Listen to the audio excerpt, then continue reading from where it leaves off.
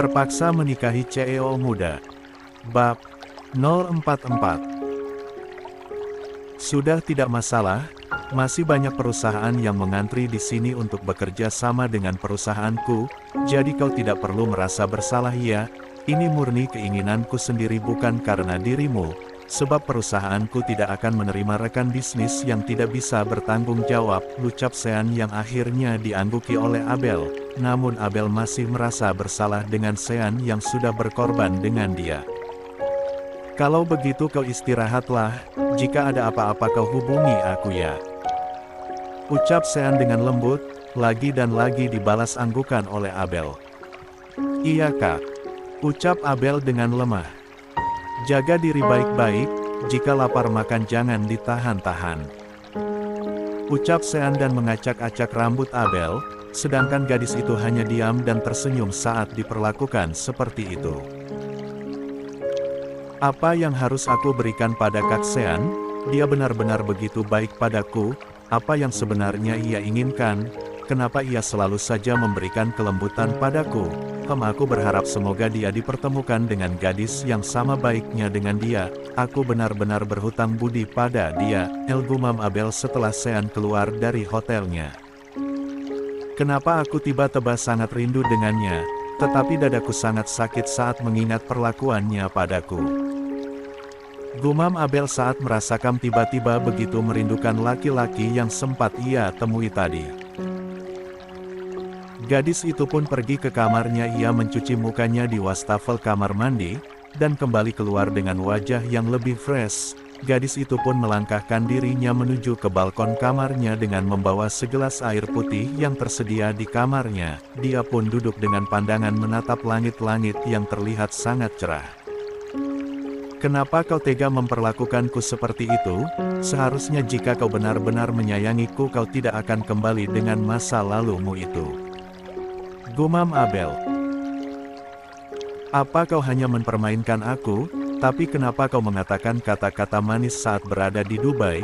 Itu benar-benar membuatku sakit, dadaku terasa sangat sakit saat mengingatnya. Kini setelah kau tahu semuanya tentang Tiara, kenapa kau kembali mencariku dan mengatakan jika kau menyayangiku? Apa aku harus mempercayai ucapanmu itu? Sebaiknya aku menenangkan diri dulu. Gumam Abel dengan menghela nafasnya dalam-dalam. 37. Ternyata Abel tidak tahu jika pria yang pernah ia tolongi waktu itu adalah Ken, sebab ia tidak mengingat wajah Ken dulu saat ia menolongnya ketika kecelakaan, karena saat ia akan membalikkan tubuh Ken yang terkurap, Tiara tiba-tiba datang dan menyuruh Abel pulang. Di mansion keluarga William. Apa yang terjadi dengannya lagi? Ucap Daddy Eric setelah Ken pergi ke kamarnya dengan diantar oleh anak buahnya. Mommy tidak tahu, apa jangan-jangan dia dipukuli dengan keluarga Abel, tapi siapa yang memukulinya, apa dia bertemu dengan Abel? Gumam Mommy Al dengan menebak-nebak apa yang sudah terjadi dengan putranya. Anak itu begitu keras kepala, apa mungkin Abel bisa menerimanya lagi? Sedangkan Abel dia sangat berubah sekarang, dan kelihatan sekali jika Abel tidak memedulikan Ken. Gumam Daddy Eric saat mengingat ucapan Abel ketika dia datang ke mansion William kemarin. Mommy juga menyadarinya, mungkin jika Mommy jadi Abel, Mommy juga akan merasakan hal sama, tapi Mommy sangat berharap gadis itu bisa menjadi menantu kita Dad. Mommy sudah terlanjur menyayangi Abel. Rintih Mommy Al yang terus berharap dengan Abel. Tapi Mom, Abel sudah begitu kecewa, ini juga kesalahan kita, jika sejak dulu kita katakan pada Ken tentang Tiara dan tentang siapa yang menolongnya mungkin ini tidak akan terjadi. Ucap Daddy Eric yang menyesal, kenapa mereka tidak mengatakan yang sebenarnya pada Ken sejak dulu. Dad, kita dulu sudah berusaha untuk mengatakannya pada Ken kan, dan dia malah tidak percaya dengan ucapan kita, malah dia bilang jika kita yang mengada-ngada, dan Daddy ingat saat Gary mengatakan jika Tiara sudah bahagia dengan keluarganya, apa yang Ken katakan dia juga tidak percaya dan pergi. kita sudah berusaha tapi Ken yang tidak bisa percaya dengan ucapan kita, ucap Nomi Al saat mengingat ucapannya dulu ketika mereka berusaha mengatakan yang sebenarnya pada Ken. Namun Ken memang batu dan keras kepala, hati dan pikirannya sudah dipenuhi dengan nama Tiara. Sudahlah Mom, kita hanya bisa berharap semoga mereka bisa bersatu lagi, walaupun kita tidak tahu bagaimana caranya, yang terpenting saat ini kita hanya bisa mendoakan mereka, ucap Dedi Erik dengan helaan nafas berat dan Mommy Al pun mengangguk lemah. Setelah kejadian tadi siang, kini laki-laki tampan yang terlihat begitu memar di wajahnya duduk di lantai dengan bersandar di ranjang king size miliknya. Ia dijemput dengan supirnya yang tadi mengantarkannya ke restoran. Ken laki-laki itu diantar dengan penampilan yang sangat acak-acakan berantakan dan begitu banyak luka di wajahnya. Mommy Al dan Dedi Erik hanya diam saat melihat laki-laki itu berjalan memasuki mansion bersama anak buah yang diminta oleh sopirnya agar membantu Ken memasuki kamarnya, karena Ken terlihat begitu kacau, jalannya pun terlatih-tatih. Saat Ken dibantu oleh anak buahnya tidak ada yang peduli dengan laki-laki itu, bahkan mereka hanya melirik sebentar melihat penampilan Ken. Setelah anak buah itu yang meminta izin, Mommy Al hanya menjawab agar anak buah itu mengantarkan Ken ke dalam kamarnya. Tidak ada yang mengobati luka pria itu sebab Ken sendiri menolak. Saat sampai di kamar, anak buahnya berniat untuk membantunya mengobati lukanya, namun Ken mengusir anak buahnya untuk pergi, sebab Ken ingin sendiri di dalam kamarnya. Apa kau benar-benar berubah? Kau benar-benar membenciku, Chloe? Apakah aku begitu menjijikkan sehingga kau berkata seperti itu? Hiks. 38. Aku merasa sedih saat kau mengatakan jika kau membenciku dan ingin aku pergi dari kehidupanmu. Aku benar-benar sangat sedih, Hiks. Apa tidak ada kesempatan lagi di hatimu untukku? Aku akan terus berusaha untuk kembali membawamu ke mansion ini, Chloe. Aku bersumpah akan terus mengejarmu. Walaupun kau memukulku dan mengumpatku dengan kata-kata kasarmu, aku tidak peduli. Aku berhak mendapatkan balasan yang lebih dari apa yang aku lakukan padamu, Hicks. Ara, aku benar-benar membencimu. Kau benar-benar licik, telah membohongiku, dan bodohnya kenapa aku percaya dengan wanita ular sepertimu. Aku tidak akan melepaskanmu begitu saja. Kau harus membusuk di penjara. Jika kau tidak berbohong, mungkin aku sudah bahagia dengan Chloe saat ini. Hiks. Maafkan aku, Chloe. Aku benar-benar laki-laki yang brengsek dan tidak tahu diri. Aku benar-benar gila. Aku tidak mempercayai keluargaku sendiri saat mereka sudah mengatakan yang sebenarnya. Aku memang keras kepala. Hiks. Arg. BRAKKK. PYARRR. Sebuah vas bunga di atas nakas dilempar oleh Ken hingga hancur berantakan. Laki-laki itu frustasi sehingga ia menjambak dan melempar semua apa yang ia lihat. Kamar itu pun sudah seperti kapal yang baru saja meledak.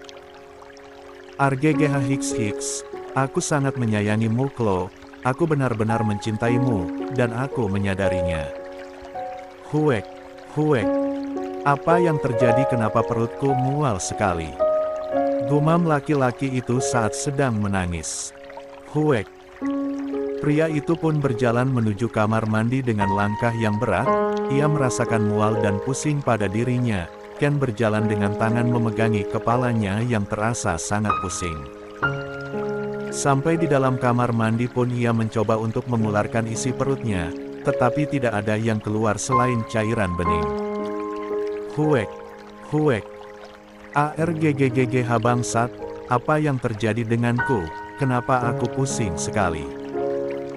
Teriaknya frustasi dengan menjambak rambutnya yang sudah berantakan. 39. Masih di kamar mandi, Ken saat ini merasakan tubuhnya yang begitu lemas. Laki-laki itu duduk di bawah guyuran air shower dengan tangan kanan yang memegang kepala sedangkan kakinya ia tekuk sebelah. Perasaan pusing terus-menerus ia rasakan. Hiks, apa yang terjadi denganku? Kenapa aku menjadi seperti ini?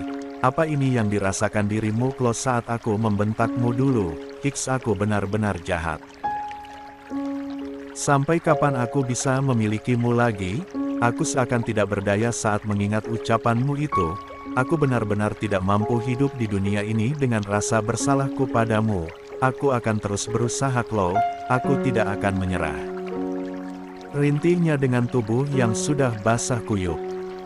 Apa kau benar-benar tidak menginginkanku lagi? Aku merasa kamu masih menyayangiku. Aku bisa melihat dari tatapanmu. Rintih laki-laki itu yang hingga akhirnya laki-laki itu memejamkan matanya dengan air shower yang terus mengalir. Mungkin laki-laki itu akan mengalami demam, sebab air yang ia guyurkan adalah air dingin bukan air hangat. 2 jam kemudian.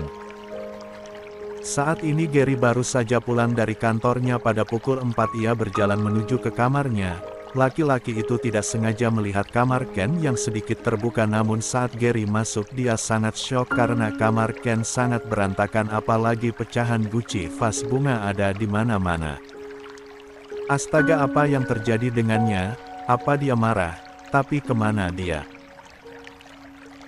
Gumam Gary saat memasuki kamar milik Ken. Dia mengedarkan pandangannya ke seluruh ruangan itu tapi tidak ada Ken. Hanya gemericik air yang laki-laki itu dengar. Dengan inisiatifnya ia membuka pintu kamar mandi dan ternyata pintunya tidak terkunci. Gary pun membuka pintunya dengan lebar. Sit! Umpatnya dan dengan cepat Gary mematikan shower yang masih terus mengalir.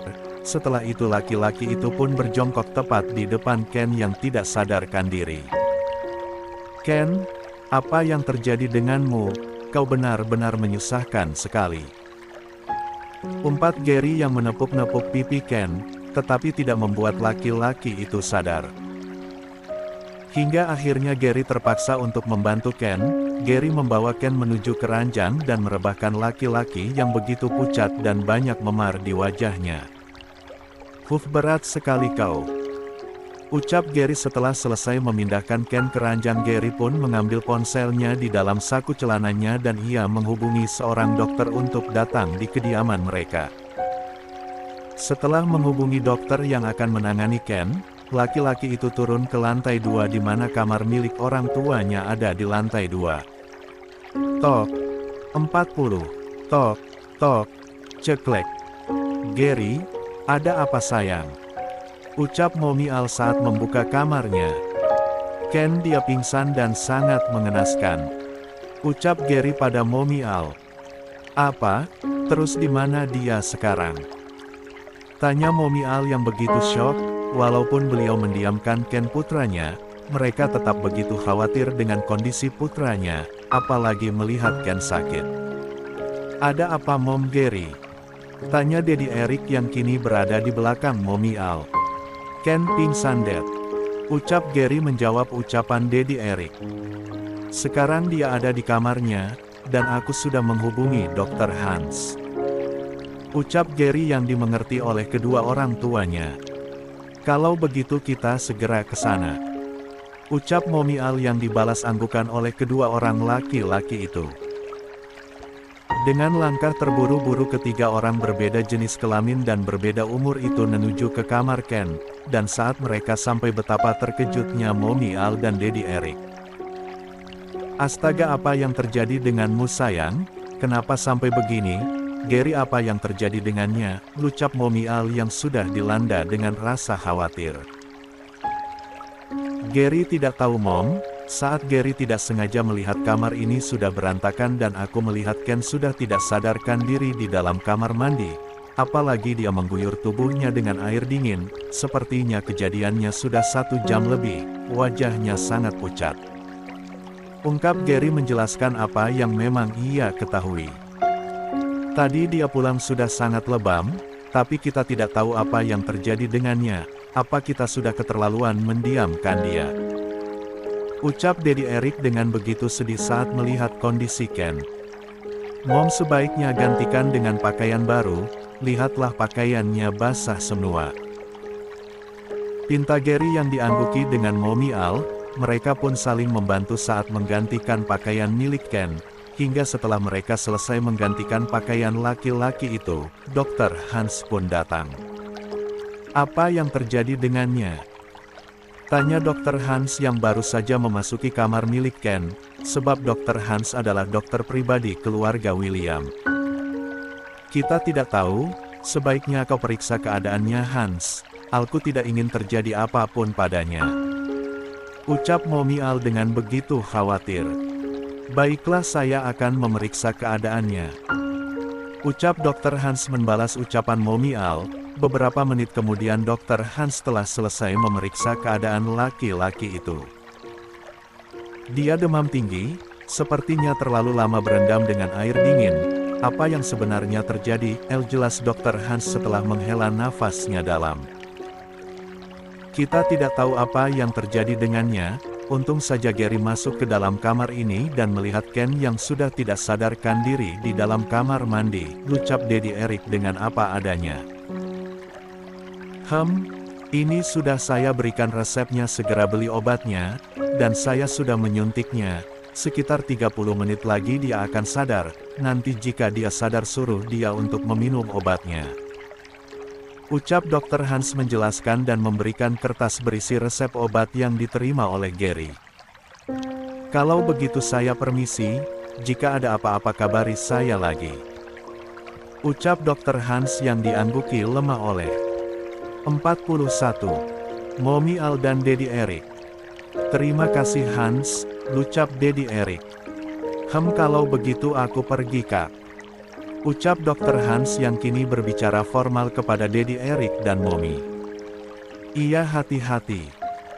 Ucap Momial yang diangguki oleh Dr. Hans. Setelah kepergian Dr. Hans, Momial pun menyuruh Gary untuk pergi membeli obat untuk Ken. Nak, kamu tebus obatnya dulu ya. Pinta Momial dengan lembut pada Gary. Iya Mom, Gary pergi dulu. Ucap Gary dengan menganggukkan kepalanya dan pergi. 2 hari kemudian. Kini Abel, gadis cantik itu, sudah melupakan kejadian kemarin, walaupun masih membekas di hatinya, tapi ia tidak bisa terus-terusan untuk mengurung dirinya di dalam apartemen. Sebab Sean selalu memarahinya jika Abel terus-terusan bersedih, apalagi Sean juga mengancam Abel untuk membawanya pulang ke London. Jadi Abel takut ia masih belum bisa untuk pulang ke London, dan ia berniat untuk membeli sebuah apartemen di Indonesia karena banyak urusan yang harus ia selesaikan, dan dari kemarin sahabatnya Dea juga sering menjenguknya, jadi Abel tidak kesepian. Abel, apa kau tidak ingin keluar jalan-jalan gitu? Ucap Sean yang baru saja datang. Laki-laki itu menuju ke arah Abel yang sedang duduk di sofa depan televisi sambil mengemil beberapa jenis cemilan. Tidak Kak, lagi malas. Ucap Abel dengan santai sambil menikmati cemilannya. Sejak kapan kau suka makan cemilan kayak gini? Tanya Sean yang heran pada Abel, karena sebelumnya Abel tidak pernah memakan cemilan karena dia sangat menjaga berat badannya agar tidak naik. Sejak kemarin Kak, lagian pengen aja, kan di London tidak ada makanan kayak gini, kakak mau. Ucap Abel yang menjawabnya dengan santai. Benar juga, tidak. Kau makan saja, ucap Sean yang kini duduk di samping Abel yang sedang menonton.